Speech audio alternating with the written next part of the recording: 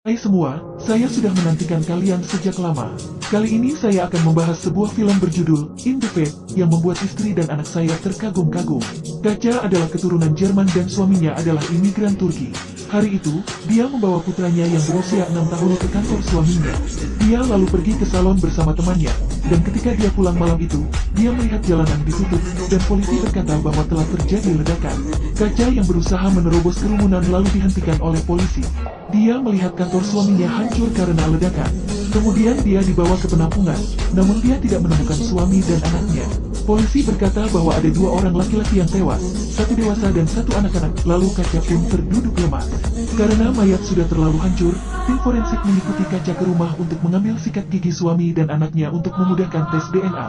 Saat itu Kaca benar-benar hancur, takut dan cemas. Setelah hasil tes keluar, terbukti bahwa 2 mayat tersebut adalah suami dan anaknya, lalu semua anggota keluarga jatuh lemas. Polisi berkata bahwa ledakan bom terjadi di depan kantor suaminya, jadi mereka menduga bahwa suaminya adalah target dari ledakan tersebut. Mereka bertanya apakah suaminya adalah seorang yang beragama, terlibat dalam politik, atau dia mengumpulkan dana untuk sebuah organisasi. Namun Kaca menyangkal semuanya. Kemudian Kaca teringat bahwa dia melihat seorang gadis memarkirkan sepeda di depan kantor suaminya sebelum dia pergi. Dia bahkan mengingatkan gadis itu untuk memindahkan sepedanya agar tidak dicuri, dan dia berkata bahwa dia tidak akan lama. Polisi meminta Kaca untuk bekerja sama menggambar sketsa wajah gadis tersebut. Kaca meminta kepada polisi agar dia bisa melihat jenazah suami dan anaknya, namun polisi berkata bahwa jenazah mereka sudah hancur. Hati Kaca benar-benar hancur dan terluka saat mengetahui bahwa suami dan anaknya tidak bisa dikenali sama sekali. Polisi menyiarkan berita tentang gambar gadis yang diduga melakukan pemboman tersebut. Saat pemakaman, orang tua suaminya menyalahkan Kaca karena tidak menjaga anak dan cucunya. Kesedihan Kaca yang terlampau dalam itu mendorongnya untuk mengonsumsi narkoba. Polisi datang untuk menggeledah rumah Kaca karena mendiang suaminya pernah dipenjara selama 4 tahun karena kasus perdagangan narkoba. Polisi menduga kematian suaminya ada hubungannya dengan kasusnya itu, ditambah mereka menemukan narkoba yang telah digunakan Kaca sebelumnya. Kaca berkata bahwa dia menggunakan narkoba untuk mengurangi rasa sakitnya, dan mendiang suami sudah lama berhenti dari bisnis narkoba. Lalu dia datang ke kantor suaminya, menyentuh jejak darah di tembok, lalu menangis. Hari demi hari berganti, Kaca berbaring di atas tempat tidur putranya, meratapi dirinya dengan penuh tangis. Dia tidak bisa menahan rasa sakitnya lagi, lalu dia mencoba bunuh diri di bajan mandi dengan mengiris pergelangan tangannya. Tiba-tiba polisi menelepon dan mengatakan bahwa mereka memiliki tersangka baru, yaitu seorang neo-Nazi. Neo-Nazi adalah pendukung ultranasionalisme yang telah banyak menyerang imigran minoritas yang bukan keturunan Jerman asli. Tak lama kemudian, kasus itu dibawa ke pengadilan. Tersangka adalah pasangan muda Jerman. Kaca menatap si pembunuh dengan penuh amarah. Jaksa menuntut kedua tersangka tersebut atas pembunuhan suami dan anak Kaca dengan bom yang berisi banyak paku. Dokter forensik menggambarkan situasi tragis suami dan putra Kaca secara rinci. Sepotong logam tajam masuk ke dalam perut anaknya dan merobek ususnya, dan ada paku sepanjang 10 cm di tubuhnya. Kaca tak kuasa lagi mendengarnya, tubuhnya memanas dan matanya membelalak. Hakim pun memperingatkan Kaca untuk tidak menyerang tersangka. Ayah tersangka hadir di persidangan ketiga. Dia menemukan paku dan 1 tong solar di garasi putranya. Ini adalah bahan yang digunakan untuk membuat bom, sehingga polisi memanggil tersangka untuk ditahan. Namun pengacara tersangka berargumen bahwa ayahnya mendapati kunci rumah yang ditaruh di bawah batu. Artinya semua orang bisa mengakses garasi itu, yang artinya siapa saja juga bisa menaruh bahan tersebut di sana. Para ahli dan petugas polisi muncul di pengadilan untuk bersaksi di persidangan keempat. Mereka memastikan bahwa residu bahan peledak yang ditemukan di garasi tersangka sesuai dengan komposisi bahan peledak yang tersisa di TKP. Polisi mengatakan bahwa sidik jari tersangka cocok dengan yang ada di garasi. Namun ada juga sidik jari yang rusak yang tidak dapat dikonfirmasi.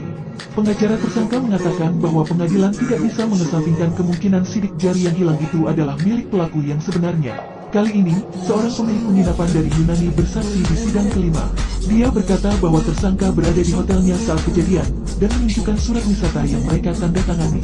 Pengacara Kaca menunjukkan foto-foto pemilik penginapan itu di media sosial yang sedang memegang bendera Nazi. Hal ini membuktikan bahwa dia juga seorang Nazi, dan tersangka pria juga menyukai foto-fotonya. Dalam sidang ke-6, Kaca mengenali tersangka perempuan yang meletakkan sepeda di depan kantor suaminya. Ia yakin bahwa kotak kecil di sepeda itu adalah bom, tetapi pengacara lawan mengatakan bahwa Kaca sering menggunakan narkoba, obat-obatan melemahkan pengamatan dan penilaiannya. Namun Kaca mengatakan bahwa dia sudah berhenti mengonsumsi narkoba. Namun pada akhirnya hakim memutuskan bahwa para tersangka tidak bersalah karena tidak cukup bukti. Mereka mengatakan bahwa kunci garasi ada di balik batu, siapapun dapat memasuki garasi untuk meletakkan bahan-bahan itu, dan sidik jari yang rusak itu mungkin adalah milik pembunuh yang sebenarnya. Sebagai tambahan, pernyataan Kaca yang melihat tersangka perempuan yang menaruh sepeda tidak meyakinkan, artinya Kaca mungkin sedang dalam pengaruh narkoba. Oleh karena itu pasangan itu dinyatakan tidak bersalah. Kaca lalu pergi ke Yunani untuk menemui pasangan kriminal di hotel pemilik penginapan yang telah memalsukan sertifikat itu. Petugas resepsionis mengetahui dan memanggil pemilik penginapan, lalu Kaca pergi dengan panik. Dia tahu bahwa pemilik penginapan itu akan memberitahu pasangan kriminal tersebut. Dia mengikuti mobilnya menuju ke pantai lalu melihatnya sedang berdiskusi dengan pasangan kriminal itu. Pria itu berkata bahwa Kaca sedang mengumpulkan bukti untuk naik banding. Jika dia berani mendekat, maka kepalanya akan hancur.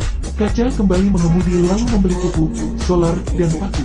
Dia juga membuat bom kendali jarak jauh yang dia pelajari di internet. Dia pergi ke pantai dengan bom di punggungnya dan meletakkan bom di bawah mobil. Tetapi dia ragu-ragu dan mengambil bom itu. Dia melihat rekaman video suami dan anaknya, lalu datang kembali ke pantai yang pernah mereka kunjungi. Untuk mengenang suami dan putranya, dia akhirnya mengambil keputusan. Dia kembali ke pantai setelah pasangan kriminal itu kembali dari berolahraga dengan tas ranselnya. Dia meletakkan ransel di dadanya, menarik napas dalam, kemudian membuka pintu dan masuk sambil memegang alat kendali. Bom itu meledak, menghancurkan mobilnya, dan membuat kepulan asap hitam raksasa di udara.